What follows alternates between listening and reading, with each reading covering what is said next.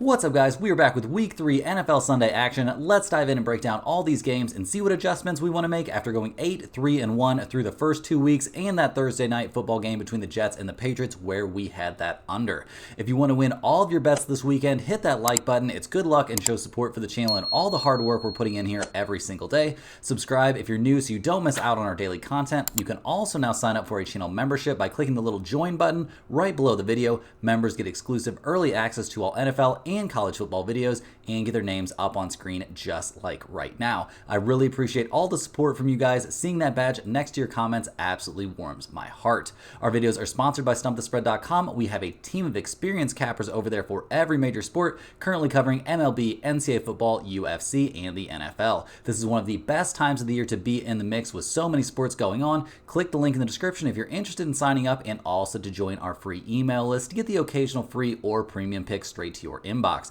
and to track our new $100,000 to $10,000 challenge, which is going on right now. Comment below with any bets you're looking at today, and we'll give you our best advice on all of them. We are committed to responding to every single comment every day, so let us know anything you want to say about my picks, these videos, or anything you see here. As always, our favorite picks will be in the pinned comment down below. Now let's get into our first game of the day. We've got the New York Giants going on the road to take on the Cleveland Browns. The Giants come into this game still looking for their first win of the season, guys, and they are coming off of a very disappointing game against the Washington Commanders. We saw Daniel Jones play much better in that game, but really things came down to, weirdly enough, the Giants kicker being injured there right at the very beginning of the game.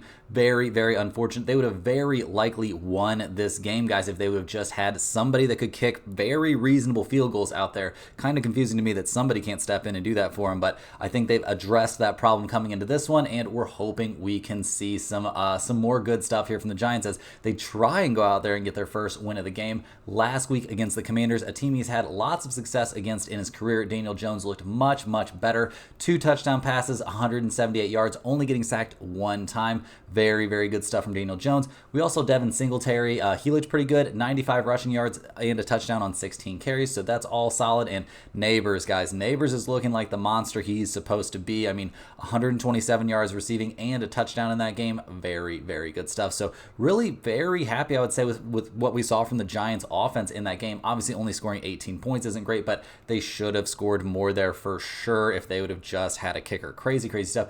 Also, they need to work on their 2-point attempt game. That was pretty bad. Like the 2-point conversion stuff they were throwing out there was not working. But we'll see what we get from their offense in this one. I'm expecting it to be a little bit tougher for them going up against the Cleveland defense. But the Giants defense also wasn't horrible last week. They had 5 sacks in the game, albeit going up against a rookie quarterback. It's a little bit different. But going against a guy like Deshaun Watson, who likes to hold on to the ball for a pretty long time and also tries to scramble, I think they could be in for another decent day pressuring the quarterback. The big problem in week 2 there for the Giants was the running defense, guys. They gave up 133 yards to Robinson and 44 yards to Jaden Daniels running on his own. 44 yards on 10 carries from a quarterback, not the end of the world, but getting torn up by the regular running game isn't great. Although that 140-yard run there did make up for a good amount of it, but still not a good day for the Giants running defense at all. Definitely something they're going to need to shore up in this one, going against the Cleveland Browns, who come into this game 1-1 on the season. They got a kind of crazy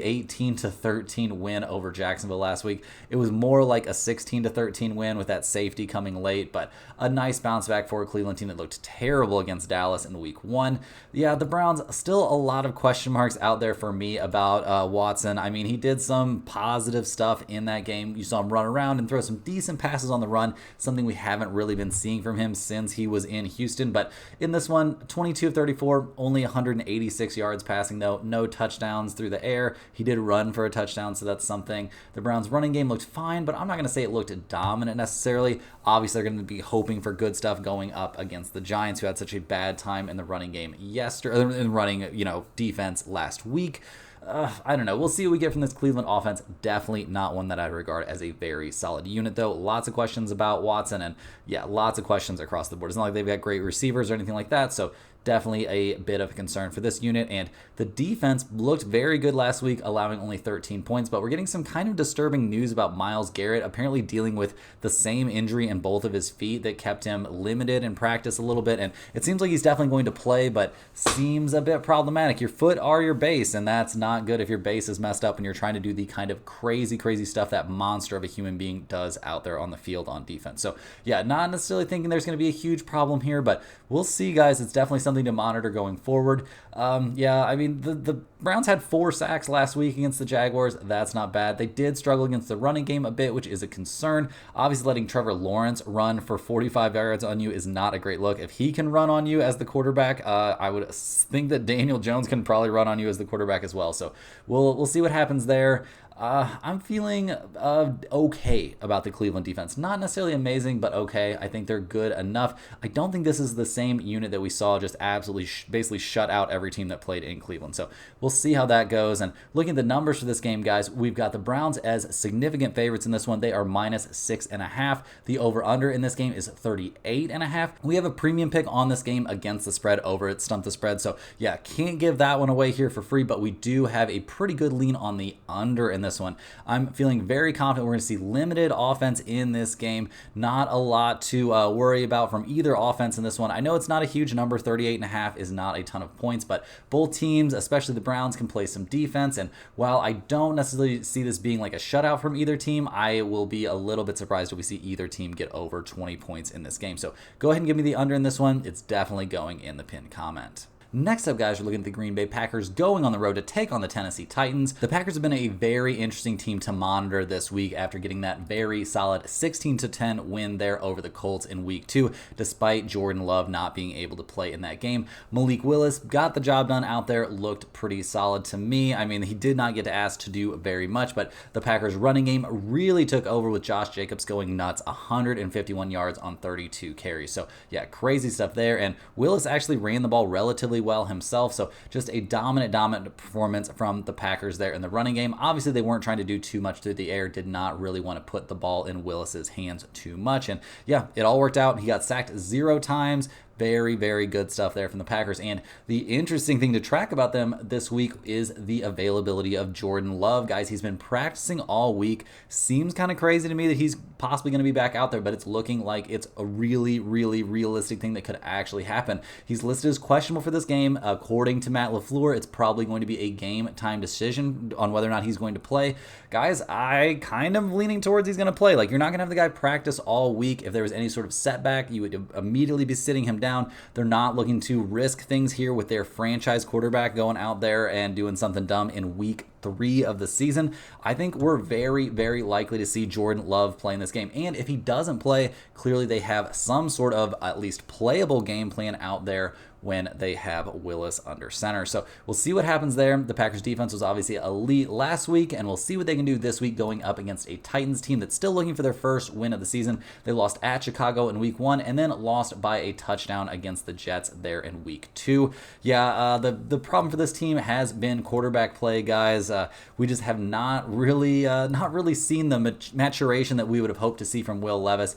More stupid mistakes. He got sacked 4 times through a costly interception last week. Yeah, that really kind of shot them in the foot. This is a team that could win some games here, guys. Their defense looks okay, but yeah, Levis has to keep these turnovers to a minimum. Just don't turn the ball over. Look what Malik Willis did last week by not turning the ball over. Very good stuff. So yeah, we'll see what we get out of the Titans in this one. Obviously, they're a team that's going to try and run the ball, but they're going to take the occasional deep shot. We'll see how that works out when you're handing the ball to Levis and asking him to make decisions. It can be a little bit sketchy. So yeah, guys, looking at the numbers for this game, we've got the Titans at -3 right now. So that means you can go out and get the Packers at +3. We've got an over-under of 37.5 in this game. Guys, everybody's out on Tennessee, but yeah, some professional money early in the week was coming in on the Titans. Obviously, Levis has been making some terrible decisions. They could have covered or even won both of their first 2 games. yeah, we just saw Levis get roasted by his head coach, so we'll see what effect that has on him. The defense is, the big strength of this Titans team. We'll see if they can will them to a win. Yeah, guys, I don't know. It's interesting for sure. The public, we expect to be coming in on the Packers a little bit, especially now with the Jordan Love news that he could definitely play. The Packers, will they be able to run the ball against Tennessee like they did against the Colts last week? Probably not as well, but I still think they'll find some success.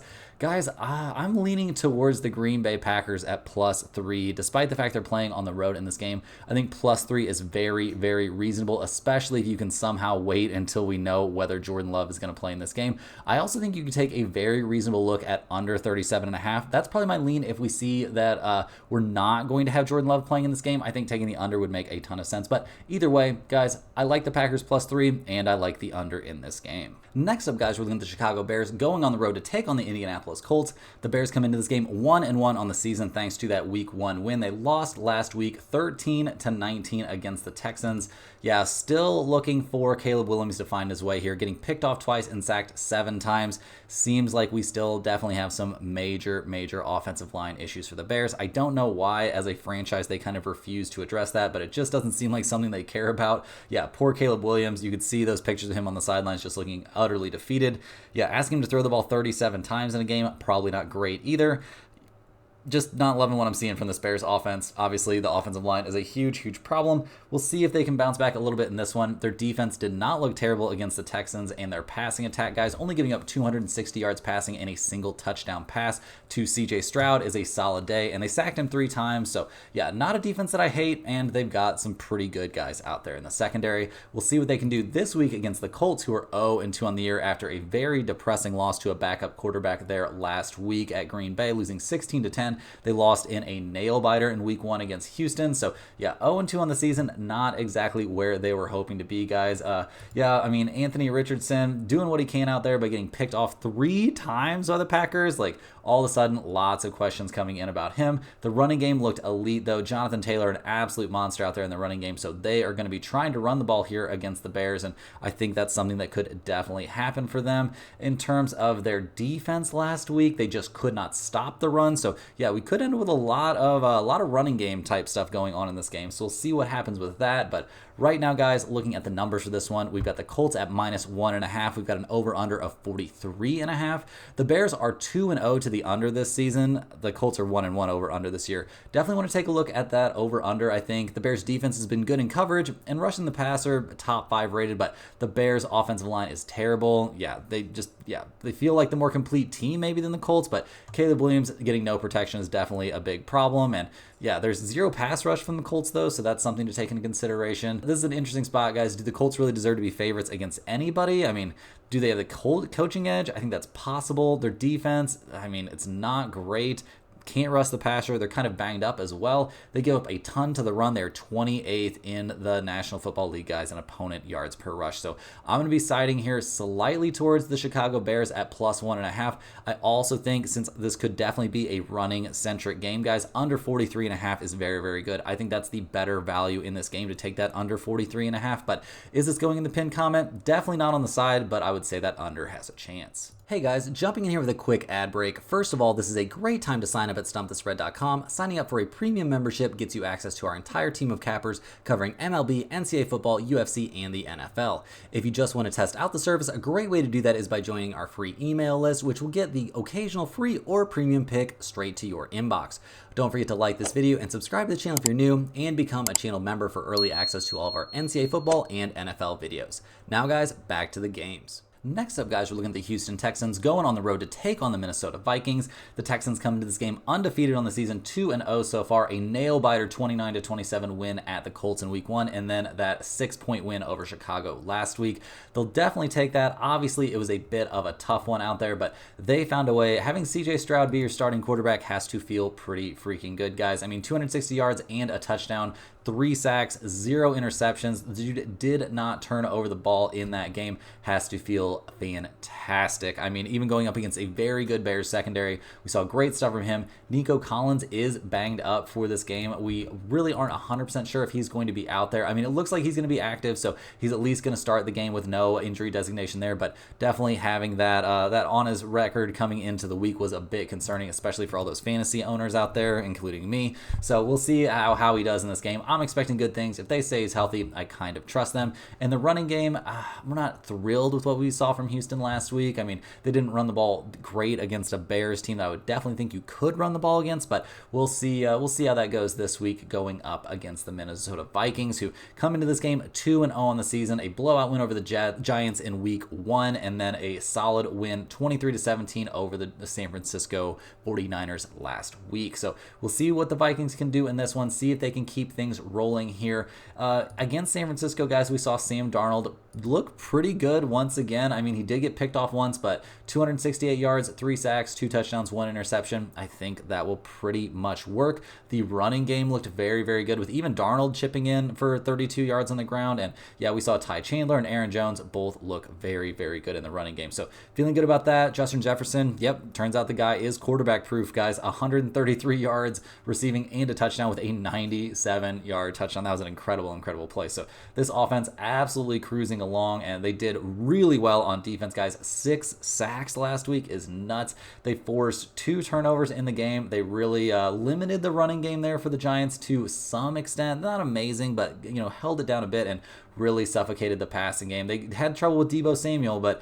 other than that, things looking very, very good for the Vikings through the first couple of weeks. So looking at the defense for Minnesota and everything, I think we have to feel pretty good about that. Guys, in terms of the side in this game, we do have a premium pick once again, but we have a decent read here on the over-under. Definitely worth noting here that the Vikings are 2-0 to the under this season. Houston 1-1 over-under this year, but guys, I think this is a pretty solid spot to go with the under once again. I know I'm sounding like a little bit of a broken record, but we're seeing offense really beat a premium here in the early goings in the NFL. I don't think we're going to see a huge change to that. Go ahead and give me the under in this one. I think it's got some pretty good value. It might even end up in the pinned comment. Next on the docket, we're looking at the Philadelphia Eagles going on the road to take on the New Orleans Saints. The Eagles come into this game 1-1 in the season. Last week, guys, they lost a heartbreaker 22-21 against the Atlanta Falcons. So, yeah, it has to be pretty disappointing there. The Eagles, I mean, Jalen Hurts trying to do what he can out there, but not looking amazing. Definitely looking, I'm not going to say lost, but a little bit lost. And the coaching situation there is getting weirder and weirder as the season goes on. It feels like you're just saying weird stuff, and I don't know. Don't love the vibes in Philadelphia at the moment, guys. I mean, Jalen Hurts only passed for 183 yards and got picked off once. A.J. Brown being out seems like a huge problem for this team. I just don't think they have a single other real deep threat, and if you have 0 deep threat, that can make your entire offense pretty one-dimensional. That being said, having a one-dimensional offense that has Saquon Barkley out there to run the ball for you feels pretty great. Maybe that pass catching situation isn't great. That was very costly last week, but we'll see what he can do in this one. I'm expecting very good stuff from Saquon Barkley.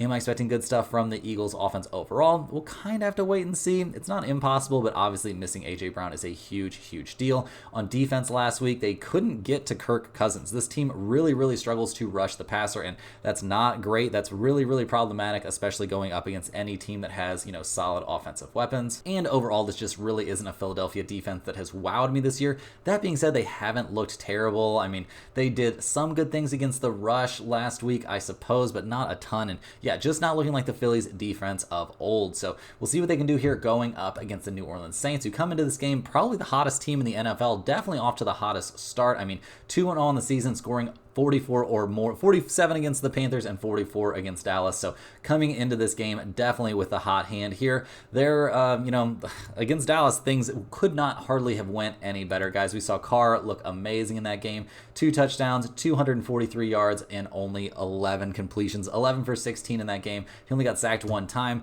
The real monster on this offense looks to be Kamara once again. I mean, 20 carries for 115 yards and 3 touchdowns, and the dude was as active as he always is in the passing game. game, 2 catches for 65 yards and a touchdown in that one too. So just incredible stuff. This offense firing on all cylinders, and the defense looked very good. We were worried about the age of the Saints defense coming into this season, but don't think that's something we really needed to worry about apparently, because they're killing it. 2 interceptions, 3 sacks last week. I mean, one of those sacks not really on Dak, but still. And yeah, just great stuff from the defense in the first couple of weeks. We'll see how good those performances actually are once we see, how bad the Panthers are and how good the Cowboys are down the stretch. But right now, giving a lot of credit to that Saints defense. So looking at the numbers for this game, we've got the Saints at -2.5 playing at home. We've got an over-under of 49.5. Guys, we are looking at the under once again in this game. 49.5, that is a ton of points. We do see New Orleans is 2-0 to the over this season, but the under, guys, is 8-1 in the Eagles' last 9 road games, and the under is also 5-1 in the last 6 home games the Saints played against NFC East opponents.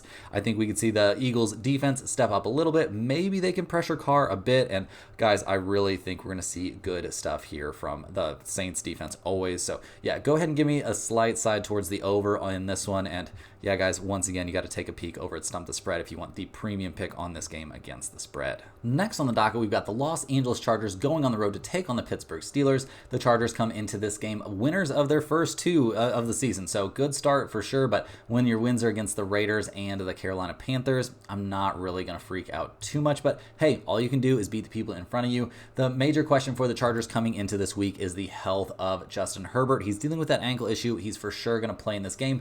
He's basically said he's in pain, but he's going to play through it, and I have never been a professional football quarterback, but I have played basketball at a decent level, guys, and I can tell you, you are not the same out there if you've got a bum ankle. So I'm a little bit worried about that situation for him. He only passed for 130 yards and 2 touchdowns against the Panthers last week, so not in love with what I'm seeing from Herbert. I am a little bit in love, guys, with what I'm seeing from the Chargers running game, especially last week. I mean, Dobbins went insane. He was great out there. Gus Edwards was also very good, so the running game looks very capable, albeit against a terrible opponent, and the defense looked very good as well. I mean, only giving up 84 yards passing, but that was to Bryce Young, who is officially benched now. So yeah, not going to be too overwhelmed with like, oh my God, they did so good. Like that was against the Panthers. We're not freaking out about that. So we're fairly happy with what we're seeing from the Chargers on both sides of the ball, at least last week, and I guess so far this season. We'll see what they can do here against the Pittsburgh Steelers, who are off to a similarly good start. Yeah, 2-0, 18-10 win in week 1 at Atlanta, and then a 13-6 win last week at Denver.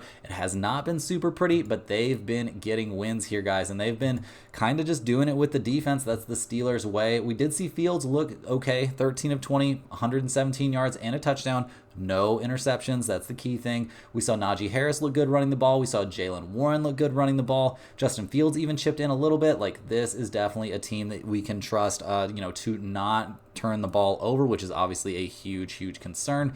Their defense was smothering, guys. 2 interceptions, 2 sacks, only allowed 246 yards passing to Bo Nix. Obviously, it's a rookie quarterback, but they held him down pretty well, and they suffocated that running game. The Steelers' defense is very legit, guys. So, yeah, looking at the numbers for this game, we've got the Chargers at +2.5, the Steelers -2.5. We've got an over-under of only 35.5. That is a very low number. Both of these teams are 2-0 to the under this season. So, if you wanted to take a look at under 35.5, guys, I could totally understand why you'd want to do that, but I am going to be on the side of the Steelers at -2.5 in this game. I think they're in great shape here. I think they're going to do a great job just completely smothering that Chargers running attack. They're not going to let Herbert pass, and any chance they get, they're going to be getting after Justin Herbert, who's going to be on that bum ankle. That's going to be a very tough look there. So yeah, guys, go ahead and give me the Steelers at home in this one. I think it's an excellent spot for them. Next up, guys, we've got the Denver Broncos going on the road to take on the Tampa Bay Buccaneers. Denver comes into this game fresh off of that 13-6 loss against the Steelers and have not been having a great time here in the early season. They lost in week 1 against the Seahawks. It was a competitive game, but not what you wanted to see. Obviously, Bo Nix has to cut out these turnovers that he had against the Steelers. That wasn't great, and Denver did a terrible job trying to establish the run. Having such a bad time on offense, it definitely has to wear down the defense to some extent, and they had a hard time against the run. run. So we'll see what they can do here against a Buccaneers team that's not necessarily, going to be trying to run it. But right now, things are looking pretty dark for the Denver Broncos here in the early goings. Tampa Bay, on the other hand, one of those teams like the Saints kind of snuck in this season under the radar. Everybody thought they might have a down year, and so far they've been looking very, very good. I mean, a 37-20 blowout win over Washington in week 1 doesn't really look that amazing. In hindsight, Washington pretty terrible, but then following it up with a 20-16 win at Detroit in week 2, that is a big, big win for this Buccaneers team. So we'll see how it looks. They might be a little bit banged up there on the offensive line, but I don't think that's anything they can't handle, especially going up against Denver. And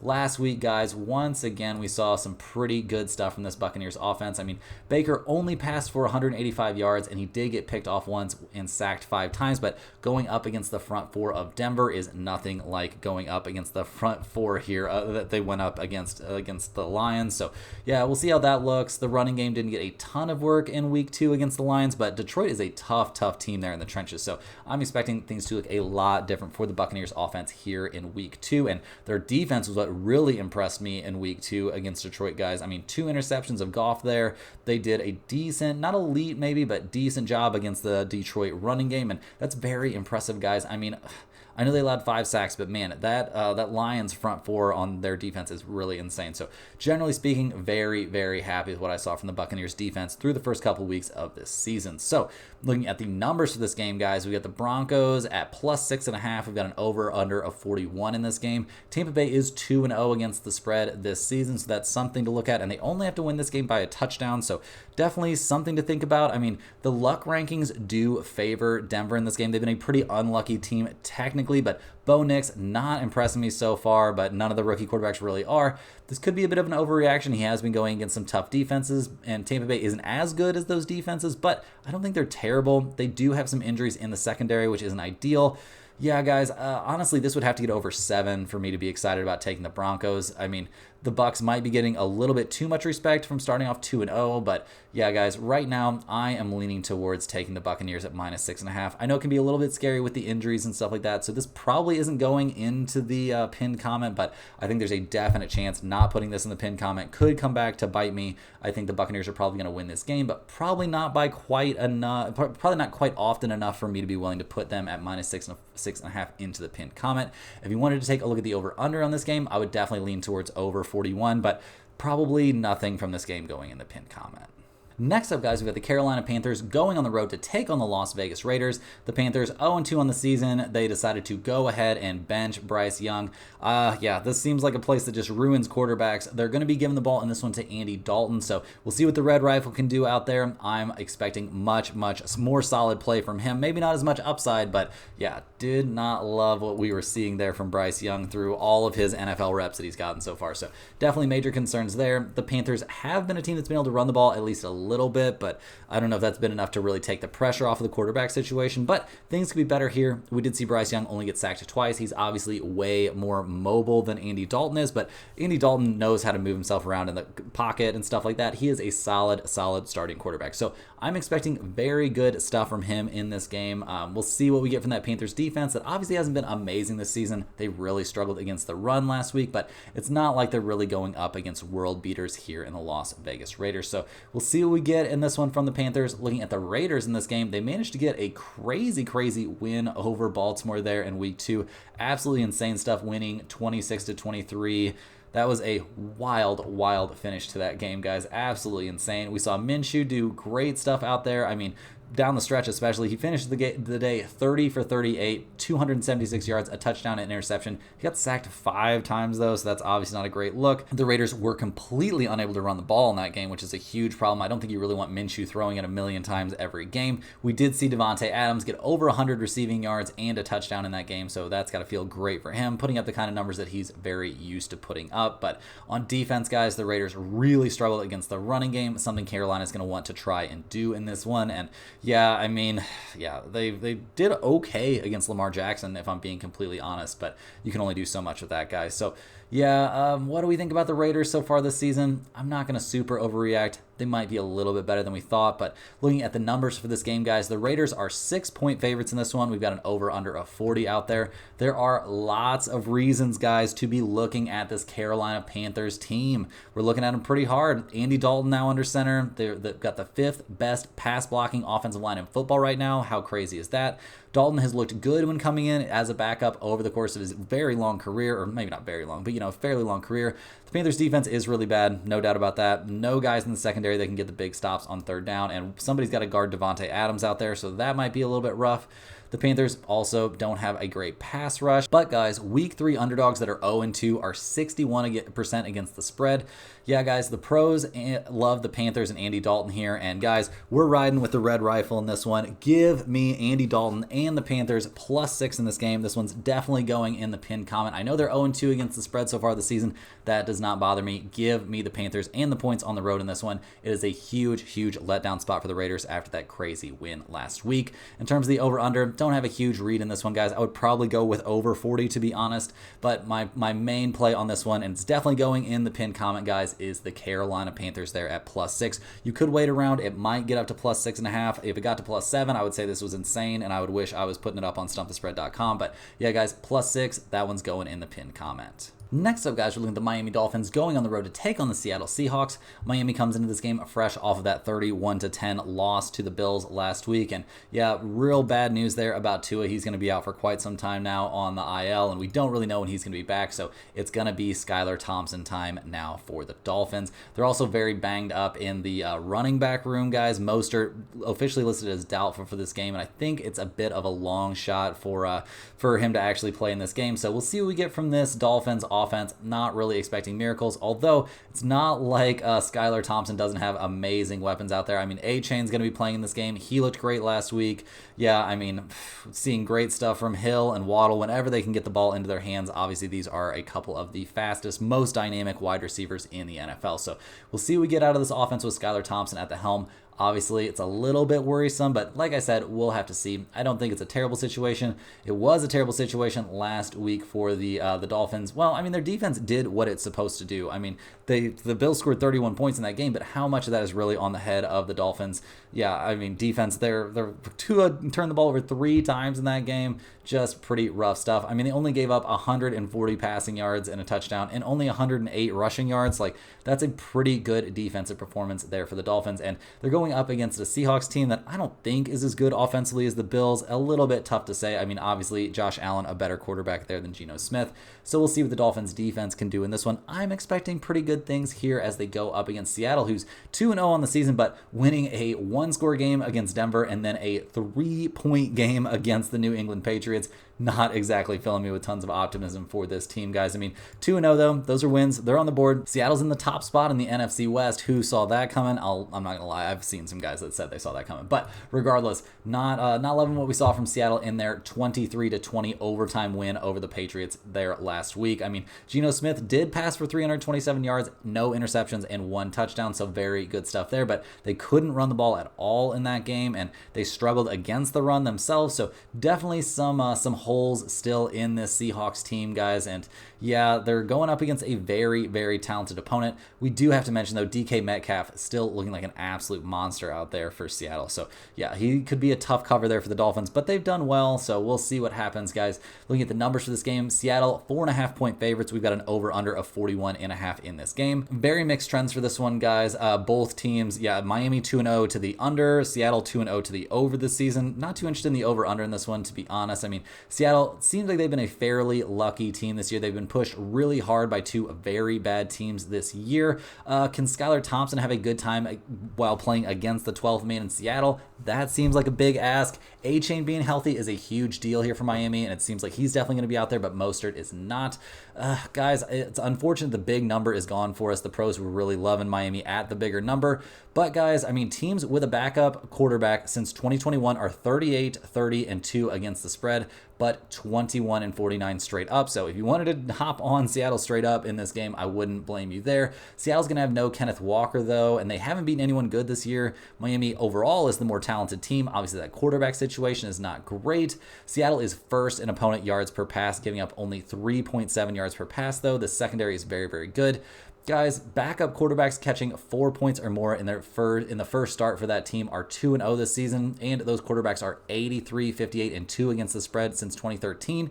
Guys, we are rolling with the Miami Dolphins at plus 4.5. If you wait till later on the day on Sunday, you might be able to get another half point. It can maybe go back up to 5, but we'll see what happens. I'm taking the Dolphins plus 4.5, but this is going nowhere near the pinned comment. Next up, we're looking at the Baltimore Ravens going on the road to take on the Dallas Cowboys. Baltimore comes in this game somehow still looking for their first win of the year, guys. A tough, very, very narrow by a toenail loss there against the Kansas City Chiefs in week 1. But yeah, week 2 against the Raiders, the Ravens pretty much laid an egg. You're not supposed to be losing that one 26-23 there. Yeah, I mean, we saw great stuff from Minshew in that game. Lamar Jackson did what he could, 250 yards through the air, 45 yards on the ground. He did get picked off once, sacked twice. The dude's being asked to do an awful lot out there. I mean, we did see Derrick Henry kind of come alive. I still feel like they're not utilizing him as well as they could. I mean, 18 carries, 84 yards, and a touchdown is very, very solid stuff. But when you're starting off a season 0-2, you can't really be saving him for later in the year or saving him for the playoffs or whatever they're trying to do. Now is the time to really, really use him. So we'll see if they can get that going. Zay Flowers had a good game catching the ball. But overall, how do we feel about the Ravens offense? Still a little bit shaky. A lot there on Lamar Jackson's shoulders. On defense, the big concern is they're just not looking as good as we would have expected them to look. I mean, the Ravens defense, that's been something that's basically been true for my entire life. Like, the Baltimore Ravens defense is good, and this year, are they good? They did have 5 sacks last week and an interception. They forced a couple fumbles but didn't recover any of them. Yeah, they only gave up 27 rushing yards. That's great, but you got gashed by the passing game of Gardner Minshew. I mean, getting torn up by Devontae Adams makes sense, but losing to Gardner Minshew probably doesn't feel that great. So we'll see if their defense can turn it around a little bit in this one. And they're going up against a team that really needs to turn it around after the most embarrassing loss of week 2, guys. The Dallas Cowboys come into this game 1-1 on the season after losing 44-19 against the Saints in a game that was not nearly that close. Yeah, Dallas just got absolutely abused in that one. The Saints were getting whatever they wanted. Dallas had no answer for Kamara out there. I mean, Dak got picked off twice, sacked 3 times. He's not a runner anymore, so nothing going on there. And not like Dallas could be trying to run the ball really when they're down so huge right off the gate. I mean, yeah, that was a crazy game, guys. Not the way I thought it was going to go either. So yeah, tough stuff there for Dallas in week 2. We'll see if they can bounce back here. Obviously, everything needs to change. I don't think this is going to be a good running team with Ezekiel Elliott out there leading the way in the running back room. And yeah, CeeDee Lamb is dealing with an injury coming into this game. I believe it was an ankle injury, but he's definitely going to play in this game, is the latest that I have been seeing on that. So yeah, we'll see what happens, but the Cowboys definitely in a huge bounce back spot in this game. So looking at the numbers for this one, guys, the Cowboys are getting 1 point at home, so basically a pick'em game. Can Lamar do it in this spot? I mean, if he would have flipped to being an underdog, it would definitely be time to be on the Ravens for sure. But regardless, despite the Ravens defense not looking good this season, I'm going to be on the Ravens in this game. I don't trust Dallas at all. I think the Ravens defense is going to get better. When will that happen? I'm not sure. Hopefully in this game. Yeah, I mean, the pros do like the Ravens a lot. Lamar is 20-1 straight up against the NFC. The one loss he had was against the Giants in a very, very weird game a while ago. Lamar, when the spread is 3 or less, he is 22-7 against the spread. CeeDee Lamb has a bad ankle. He's going to play, but he's not going to be at 100%. If he doesn't, if he's not super active out there, how well can Dallas even move the ball? So, guys, I like the Ravens a lot in this spot. Go ahead and give me Baltimore. This one's going in the pinned comment. Next up, we've got the San Francisco 49ers going on the road to take on the LA Rams in an NFC West showdown. The 49ers pretty banged up coming into this game after that 23-17 loss there against Minnesota. We didn't see Brock Purdy look too great in that game. It seems pretty likely that we're going to see, Deebo Samuel confirmed out, Kittle confirmed doubtful, McCaffrey obviously on the IL there.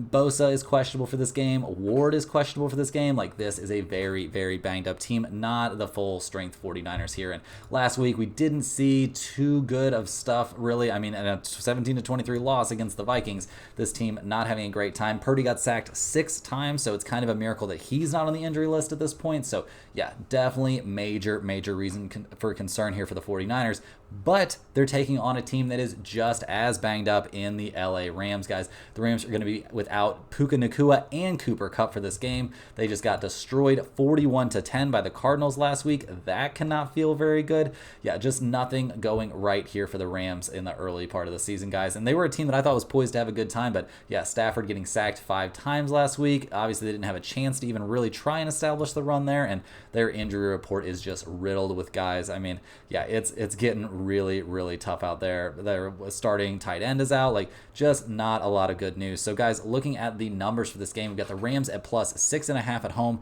We've got an over-under of 43.5. Do we want to be on the Rams in this one with all those injuries? That seems a little bit rough, but the 49ers have nearly as many injuries. This is wild, guys. I mean, home divisional dogs in the first 4 weeks since 2010 are 61% against the spread, but I don't know, guys. This is just the blind leading the blind, the lame leading the lame. Go ahead and give me the Rams at plus 6.5 as a small lean in this game, I suppose. And if you're really, really interested in betting that over-under, I would maybe lean a bit towards the under, since both teams are going to be so limited in terms of offensive weapons. But none of this is going in the pinned comment for me, guys. Some unknowns with those injuries, and just so many injuries. I don't know what to expect out there. Next on the docket, guys, we are looking at the Detroit Lions going on the road to take on the Arizona Cardinals. Detroit comes into this game fresh off of a 20-16 loss against Tampa Bay last week. Not exactly what they were hoping for there. Yeah, just a tough game. We're seeing a lot of guys on the injury report right now, guys. The defense is pretty banged up for the Lions coming into this game, so that's definitely something of a concern going up against a Cardinals team that really lit it up last week. Last week for the Lions, not what they had in mind. A 20-16 loss there. We saw Goff get picked off twice. They had him throw the ball 55 times. Is that really what you want to be doing with Jared Goff when you have one of the most dominant running games in the NFL? Like, you ran the ball down the Rams' throats last week, and then you're in week 1, and now you're just like, I'm going to throw it 55 times? Like, come on. Definitely time for Detroit to be running the ball here, and I'm expecting that to kind of happen and for the offense to bounce back a good amount. But guys, I'm a little bit worried about the defense. They're very, very banged up. They did have 5 sacks last week, so that's nice, but they didn't have a lot of answers there for the solid wide receivers from Tampa Bay, and they're about to take on some or at least one very solid wide receiver here for the Arizona Cardinals, guys. Last week was absolutely bonkers for Arizona. That 41-10 win, we saw Kyler Murray and Marvin Harrison Jr. really look great. I mean, 130 receiving yards and 2 touchdowns there for Harrison Jr., and he's still looking for reasons to improve, ways to be better. Kyler Murray completed 17 of 21 passes, 3 touchdowns, only 1 sack, and he ran for 59 yards in that game.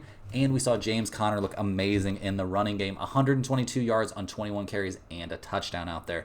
This Cardinals team absolutely humming. They could have won their week 1 game against the Bills. This is a team that is looking very, very dangerous to me. And their defense was obviously dominant last week against a very limited Rams team, that was already dealing with injuries. But I'm a little bit worried about the Arizona defense. That's the concern for me on Arizona. And looking at the numbers for this game, we see the Cardinals still getting 3 points. We've got an over-under of 51.5 in this game. Seems like a good spot to be on the Cardinals. I really wish that hook was still there. I really wish it was still plus 3.5. Arizona should have won their game against the Bills. They should be 2-0 on the season. Marvin Harrison Jr. obviously looking like an insanely good dude out there. I mean, killing it. Absolutely just, yeah. This is going to be one of the most dominant wide receivers in the NFL in the next couple of seasons.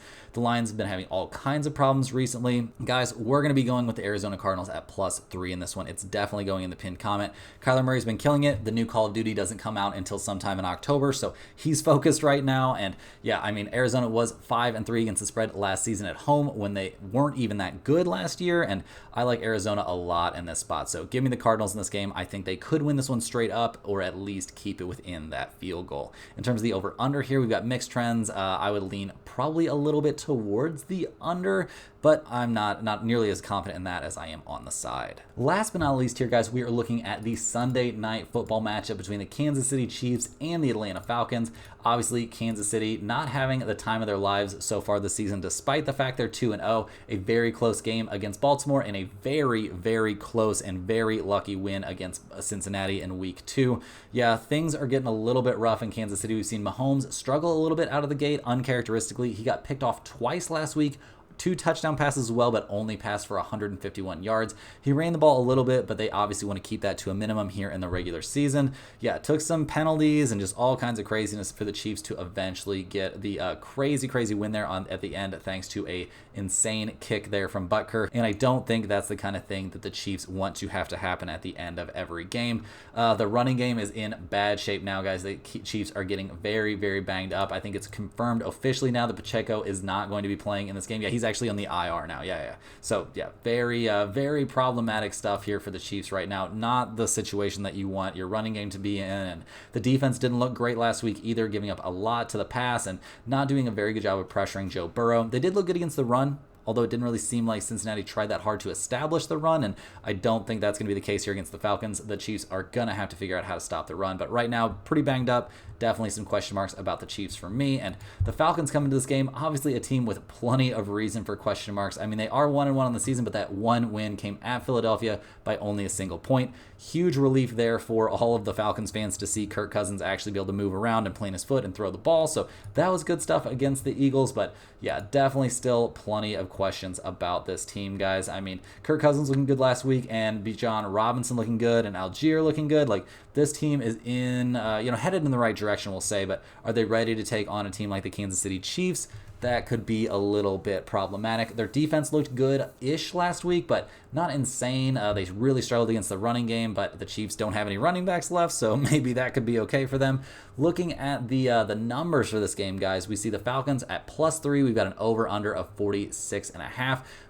Guys, we're not going to be discussing the side in this one. I've got a premium pick on that over at Stump the Spread, and the team that I picked might surprise you a little bit. In terms of the over-under, guys, I mean, Atlanta 2-0 to the under. The Chiefs are 2-0 to the over. Neither team really, I mean, I don't know. This is a tough spot. I'm leaning a bit here towards the under. It's a primetime under, guys. There's no reason to really complicate that too much. Going with unders in primetime all last season pretty much, especially at the beginning of the year, and so far this season has been very good. So go ahead and give me the under. I think we'll see offense at a premium in this game. That's all the games we have for today, guys. Hit that like button for good luck on all of your bets and subscribe to the channel if you're new. Don't forget to tune in tomorrow. We're going to be breaking down 2 Monday Night Football games as well as some MLB games there on Monday. Let me know in the comments any questions you have on today's slate. Thanks for watching. You can click the link in the description to check out StumpTheSpread.com, and we'll see you guys tomorrow for more sports betting action.